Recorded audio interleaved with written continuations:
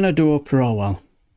So our Suella Braverman really beautifully dismantled by Stuart McDonald, the spokesperson for the SNP. Well, after Yvette Cooper had torn apart Leaky Sue, SNP spokesperson Stuart McDonald did the exact same thing in his wonderful, warm way, I suppose. Thank you very much, Mr Deputy Speaker. I think nobody in this chamber will be surprised to hear me say that I think there are a million reasons why the Home Secretary should be nowhere near the office that she currently holds. Whether it's her atrocious rhetoric about Rwanda, or her desperate smears about a benefit street culture, her trashing of the Attorney General's office, or the fact that, as far as I can tell, she still thinks the infamous mini-budget was brilliant and worth sticking to.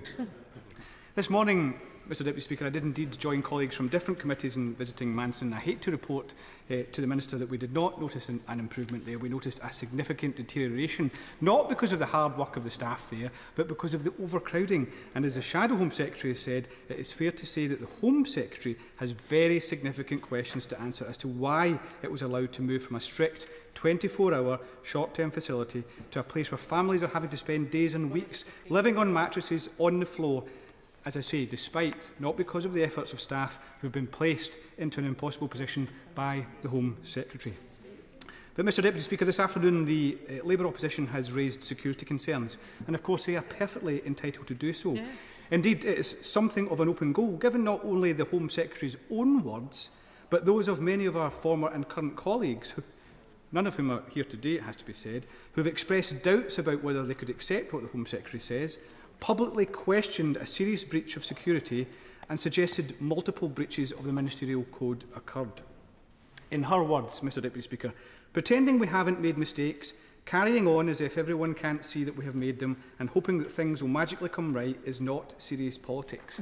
But that seems to be a very good description of precisely what she's trying to do now, hoping people don't fully understand what happened or that they forget. In fact, Mr Deputy Speaker, the only objectionable thing about those words is her characterising what happened as a mistake, and the Minister sort of veered towards that description today as well. But she did not resign because of a mistake. Her own resignation letter confirms that she resigned because she quite intentionally used her personal email to share a sensitive government document with someone outside of government. She knowingly and deliberately broke the rules, and she was therefore right to resign. I'll happily give her that. Giving way. On the 20th of October, I raised with the Minister about whether it wasn't just email, but whether the Home Secretary had shared documents on WhatsApp, Signal or Telegram. Does he agree with me that the Home Secretary's letter to the Home Affairs Select Committee only talks about email, but there's been no certainty that any document, confidential, secret or otherwise, may have been shared on other social media messaging apps? The Honourable Member raises a very fair point. There are all sorts of things that are missing from the Home Secretary's letters, both her resignation letter and her letter to the Chair of the Home Affairs Committee, that raises all sorts of questions as well, some of which I'll come to. So I think the fact is that the Home Secretary took an incredibly blasé attitude to sensitive information. And when the incident that prompted her resignation happened, unlike everybody else involved, she just carried on as if nothing of note had occurred. Her resignation letter downplayed the incident as technical and did not, in fact, present the full picture as we've just heard. I'll give way to my honourable friend. I'm grateful to my honourable friend for giving way, who's telling it like it is over this situation. When I asked both the Home Secretary and the Minister for National Security if they would countenance an employee, a civil servant, being re-employed after such a breach, neither of them would answer the question. Isn't it the case that they would not accept this in any circumstance, and this is just a disgrace that she maintains her position as Home Secretary? I think it's an absolutely valid point that we are holding staff to a much higher standard than the Home Secretary appears to want to hold herself to. But the other point I want to make is the contrast with how others responded on the day of these events compared to how the Home Secretary responded. So when the staffer who was the accidental recipient of the draft ministerial statement picked up on that email, he or she understood that this was an important matter. That staffer flagged the issue both directly to the Home Secretary and to his or her boss. In contrast, the Home Secretary just asked them to delete it and carried on with routine meetings, alerting absolutely nobody. When the Home Secretary's colleague, who employs that staff member, saw what had been sent and how it had been sent, he too understood the significance. He emailed the Home Secretary directly to express concern about security in the ministerial code, and he made clear her response so far had been unacceptable given, and I quote, what appears on the face of it to be a potentially serious breach of security. He was concerned enough to consider a point of order in this very chamber, and he approached the Government Chief Whip. And yet, while he was taking all these very significant steps, in contrast, the Home Secretary had wandered off to Westminster Hall to meet a couple of constituents, still having alerted nobody. When the Chief Whip heard what had happened, she understood the significance. She WhatsApped the Home Secretary and then, along with her colleague, seems to have gone to track the Home Secretary down. More than that, the Chief Whip notified the Prime Minister's private office. In contrast, the Home Secretary failed to notify anybody until, of course, it had been taken out of her hands. Only on being confronted did the Home Secretary do anything about it, and she went off to speak to her SPAD. None of these events supports the Home Secretary's claim of a rapid report to official channels. As one of her own colleagues expressed it, the evidence was put to her and she had to accept the evidence rather than the other way round. Her sluggish response has only two explanations. Either she was simply hoping to get away with her breach, head in the sand, or she totally failed to understand the significance of it. Or perhaps, Mr. Speaker, it was both. She thought she could get away with it precisely because she thought it didn't really matter. And indeed, there is almost nothing I have heard since to suggest that if she hadn't been caught, she would not still be operating in precisely the same way today. Mr. Speaker, not only did her actions at the time show little regard for the seriousness of treating sensitive information in this way, so too did her subsequent attempts at an explanation. Her resignation letter totally failed to mention that a sensitive government document had been sent to an accidental recipient, referring instead only to the trusted colleague she sent it to. She claimed in that letter to have reported the breach rapidly on official channels, when the reality was she carried on as if nothing had happened until she was caught. She talked of a technical infringement.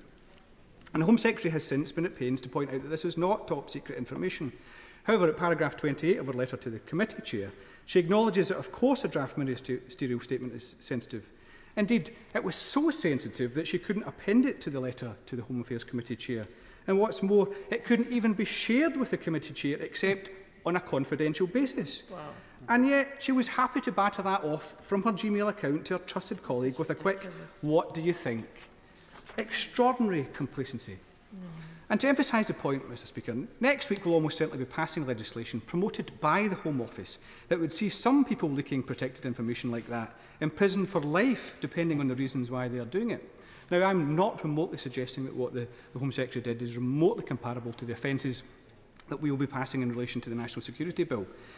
But the fact is that her own department wants to protect that information from foreign state actors with sentences up to life imprisonment puts quite a perspective on it. And as my old friend points out, it's a double standard when compared to how other people would be treated in similar circumstances. Mr. Speaker, there are still many questions to be answered. In a letter to the committee chair, she says it was emailed to her Gmail account simply because number 10's proposed edits had come in too late to print them off. So why not just email it to her government account? That letter also says there was no market-sensitive data in the leaked document. But why then did number 10 apparently repeatedly brief that there was? The letter to the committee chair also, as we've heard, reveals a Home Office inquiry found 6 further uses of personal IT to look at sensitive government documents. Despite efforts to downplay it, that's more than once a week. And is she really arguing that neither she nor the Home Office could come up with a better way to allow her to view documents while taking part in online meetings? As she notes in her own letter to the chair, guidance on security of government business makes it clear that you should not use your personal IT for government business at any classification, and the government's stated position is that government systems should, as far as reasonably possible, be used for the conduct of Her Majesty's government's business. She knew all this, and yet she deliberately, repeatedly sent these documents in breach of those rules. More importantly, how often did this happen in previous roles? Because the inquiry that we've heard about clearly relates only to Home Office documents and her time at the Home Office alone. Are we really to believe that this was the first time that she'd shared sensitive information with her trusted colleague? I'll give way to my whole friend. Thank you for giving way, and he's rightly highlighting the absurd excuse there from the Home Secretary. Isn't it the case that she could quite clearly be using an iPad for a phone call and the government issued telephone to view documents? She's clearly got access to more than one parliamentary device, so to actually say she had to use a personal device is just ridiculous. Here, here. A whole host of arrangements that could have been made, which would have been far preferable to what the Home Secretary did, and it's extraordinary that she thought that was something that she could do week in, week out. But, Mr Speaker, the Shadow Home Secretary has also highlighted other reports of investigations. First of all, an apparent probe into whether the current Home Secretary, while Attorney General, leaked sensitive details about the Northern Ireland Protocol. Secondly, a probe by the Government Security Group at the Cabinet Office into leaks about the Government's plan to seek an injunction against the BBC in relation to reports of a spy accused of abusing his position to mistreat a former partner. Apparently, this was a leak which caused MI5 concern. And according to another report, she has in fact been subject to 3 official Cabinet leak inquiries this year alone. Now, Mr Speaker, I appreciate ultimately there was no conclusive evidence found in these cases, but it is absolutely fair for us to ask whether these events and inquiries also form part of the Prime Minister's deliberations before the Home Secretary's reappointment. Did he seek advice from agencies? What precisely was the view of the Cabinet Secretary? Is it correct that he advised against her reappointment? All these are absolutely legitimate questions that the motion would help us find answers to.